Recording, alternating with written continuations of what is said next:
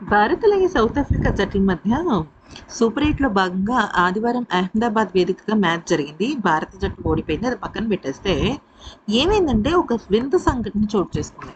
Washington Sundar, David Miller మధ్య చాలా పెద్ద వాగ్వివాదం చోటు చేసుకుంది.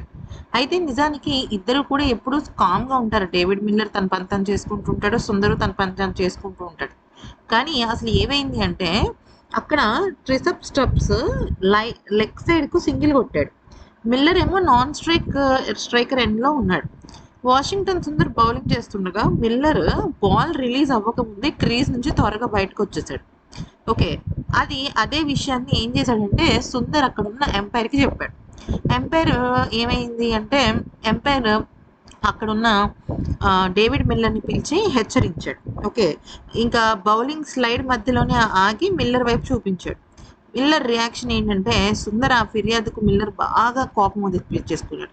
ఏంటి నా మీద కంప్లైంట్లు ఇస్తున్నావేంటి, నువ్వు జాగ్రత్తగా ఉండు అంటే, నువ్వు ఇట్లాగా ఇష్టం వచ్చినట్టు చేస్తే బాగోదని అటు సుందర్ కూడా వాదించడం జరిగింది.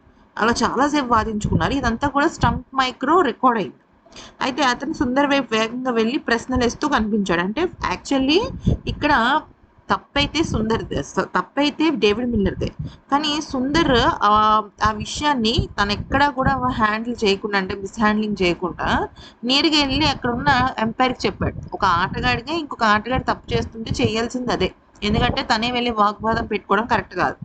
కానీ అక్కడ చాలా తప్పు చేసింది ఏంటంటే మిల్లర్ మీదకి వచ్చేసాడు. సుందర్ మీదకి శృతి మించేశాడు. అయితే మొదట ఎంపైర్ కిస్ గఫానీ వచ్చి వాళ్ళని వేరు చేశాడు. తర్వాత డ్రింక్స్ బ్రేక్లో దక్షిణాఫ్రికా కెప్టెన్ ఏడెన్ మార్క్రమ్ కూడా వచ్చి పరిస్థితిని శాంతపరిచాడు. ఇషాన్ కిషన్, స్టబ్స్ వంటి ఆటగాళ్ళు కూడా జోక్యం చేసుకుని వాళ్ళిద్దరిని సపరేట్ చేశారు. ఆపండి గొడవ ఏంటి అని. సో ఇక్కడ మిల్లర్ ఏంటంటే ఎర్లీ లివింగ్ అనేది చేస్తాడు క్రీజ్ నుంచి. ఆ విషయం తను చెప్పాడు. దానికి సంబంధించి నేను చేయలేదంటే సరిపోయి ఉంటుంది, అలా మీదకి రావాల్సిన అవసరం లేదు కదా. అది విషయం.